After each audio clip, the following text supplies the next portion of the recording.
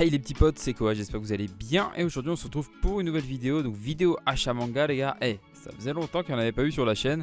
À peu près une semaine et demie, 2 semaines on va dire. Sauf que du coup bon, j'ai accumulé un petit peu de retard sur la présentation des nouveaux achats.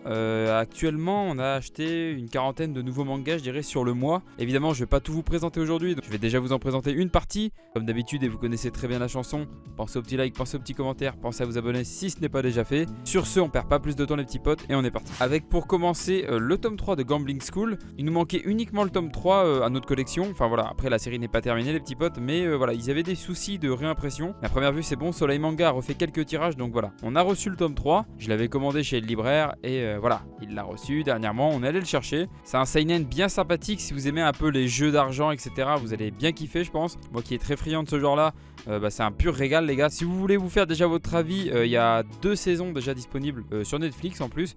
Donc voilà, vous pouvez toujours aller mater ça les petits potes. Moi j'avais maté la saison 1 à l'époque, je peux que vous recommander cette série. Donc Gambling School les gars, un petit seinen. Ensuite le dernier tome de Real Account. Donc voilà, c'est avec ce tome 24 que la série s'achève. 24e et dernier tome pour pouvoir m'y mettre, pour pouvoir tout lire d'une traite. Donc voilà, maintenant je n'ai plus d'excuses les petits potes, je vais pouvoir faire ça très prochainement. Donc le tome 24 et dernier tome de Real Account. Ensuite on a le nouveau tome Jujutsu Kaisen que je n'ai pas encore lu et voilà, faut que je le lise là. Avec ce tome 9 pour le coup on dépasse l'anime de Jujutsu Kaisen. Déjà à la moitié du tome 8 on l'avait déjà dépassé. À voir la cover, je pense que ça annonce du très lourd. Et voilà, les choses vont peut-être commencer à bouger du côté des méchants. Donc je pense que juste après la vidéo je vais pouvoir aller me lire ça. Donc c'est bon pour Jujutsu Kaisen le tome 9. Ensuite le tome 5 de Deep Sea Aquarium Macmel.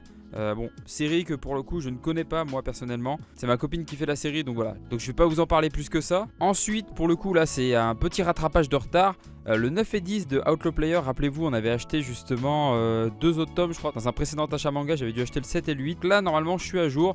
Donc le 9 et le 10 de Outlaw Player, je vous en avais déjà parlé dans le dernier achat manga. Donc si vous aimez un peu l'univers du jeu vidéo, RPG etc, le speech fait quand même assez penser à SAO. Pour le coup c'est une création originale Kiun. Ensuite on a 3 tomes de Gate au-delà de la porte. Donc le 13, 14, 15. Et normalement si je dis pas de bêtises on a rattrapé le retard. Ou alors il nous manque encore peut-être des tomes de retard, je sais plus. Mais je crois que normalement c'est bon, on est à jour. Donc voilà, le 13, 14, 15 de Gate au-delà de la porte. Ensuite on a acheté évidemment le tant attendu Dick Grayman volume 27. Donc Dick Grayman hein, toujours avec une parution assez lente hein, mais ça vous le savez peut-être. Mais l'auteur a des soucis de santé et voilà, c'est pas nouveau. Ensuite, le 20e et dernier tome de The Promised Neverland. Donc tout comme Real Account, je vais pouvoir enfin commencer la série. Alors oui, je suis impardonnable les gars, j'ai toujours pas lu la série. Mais maintenant que j'ai le 20e et dernier tome, tout comme Real Account, je vais pouvoir tout lire d'une traite. Et voilà, je pense que je vous ferai un post sur Instagram ou quoi que ce soit pour en parler. Ou peut-être même une vidéo à part entière. Je sais pas encore. Là dernièrement, j'ai sorti une vidéo parlant d'un manga de boxe qui vient de paraître chez Doki Doki. Après c'est ce que je disais déjà dans les précédentes vidéos. Le problème c'est que quand je fais un autre format les gars, faut aller le voir hein. Et d'ailleurs, et si vous avez toujours pas vu la vidéo, les gars, il y a un petit lien qui s'affiche là-haut. Ensuite j'ai pris Mashle, donc le tome 3. Pour le coup si vous avez loupé la sortie de ce nouveau shonen, je vous mets un extrait en description les petits potes. Et les gars, c'est cadeau, c'est pour vous. L'histoire se déroule dans un monde rempli de magie. Ce qu'il faut savoir c'est que normalement tous les enfants qui naissent dans ce monde sont dotés de magie. Mais bon, ça c'est dans 99% des cas. Malheureusement il arrive que des personnes naissent sans pouvoir et du coup sont tuées à la naissance. Ouais les gars, c'est quand même très chaud. Mais voilà, notre personnage principal justement va naître sans pouvoir magique. Il va se retrouver un peu caché aux yeux de la société. Il va quand même réussir à grandir et vivre une vie normale entre guillemets, jusqu'à ce qu'il intègre une célèbre école de magie. Tous ses camarades etc sont dotés de pouvoirs magiques. Parce que le gars, à défaut de maîtriser la magie, bon, il maîtrise déjà très bien sa force. Si je devais résumer très grossièrement, c'est Saitama mais dans l'univers d'Harry Potter. Le mec toujours blasé mais genre ultra puissant, qui s'en fout un peu de tout. Donc voilà, c'est très cool. Mashle, si vous ne connaissez pas, je vous invite à aller découvrir la série. Pour le coup ça va, le tome 3 vient juste de sortir, donc c'est une série toute récente. Ensuite on a acheté le tome 9 de Quintessential Quintuplet. On se rapproche tranquillement de la fin parce que je l'avais déjà dit sûrement en vidéo, mais la série sera composée de 14 tomes uniquement. Ensuite on a le tome 9 de Fantasy Lazy Life. Donc ici on a un isekai très sympathique et voilà, c'est un des isekai du moment. Et pour finir le tome 8 et tome collector de l'Atelier des Sorciers. Donc ça les gars, vous aurez compris, pour ceux qui suivent Lily sur Instagram, voilà, c'est une grosse fan de l'Atelier des Sorciers. Et bon évidemment comme chaque volume elle achète son collector.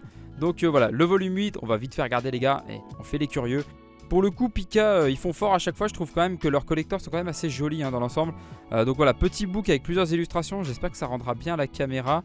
Je vais essayer de faire un focus au pire, mais normalement je pense que c'est à peu près bon. Voilà, je devrais pas pouvoir améliorer beaucoup plus que ça l'image les gars. Mais voilà, illustration quand même très jolie, il faut le dire. L'Atelier des Sorciers, donc le mini book d'illustration qui va avec le volume 8 de cette série. Hop, je vais le mettre ici les gars. Et au final je me suis trompé, non c'était pas le dernier tome. On a également acheté quelques mangas d'occasion. On a envie de commencer la série Ranma 1/2. Donc voilà, on a trouvé au passage le 3, 5, 6, 7, 8 de la double édition, donc de chez Glénat les petits potes.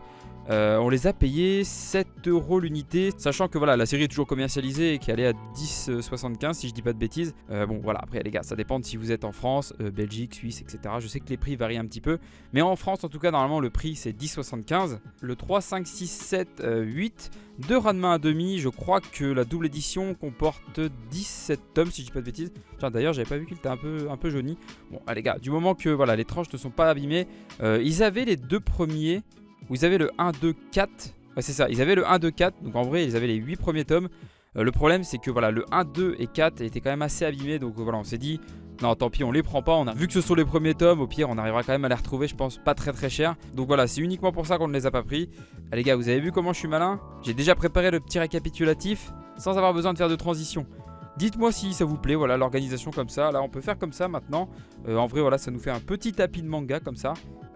Hop, je vais faire comme ça. Hop, ça occupe bien l'espace. Nickel. J'espère que ce petit achat manga vous a plu les petits potes. Si c'est le cas, vous savez ce qu'il vous reste à faire. Le petit like, le petit commentaire et l'abonnement. Pour la prochaine vidéo, et plusieurs personnes m'ont déjà demandé justement en message privé de montrer un peu les sabres et katanas qu'on possède. Donc je pense que c'est ce que je ferai. Donc voilà, prochaine vidéo les gars. Je vous présente toutes les armes de manga que je possède chez moi. Comme ça, attention, hein, on a l'impression que je suis un vrai guerrier les gars.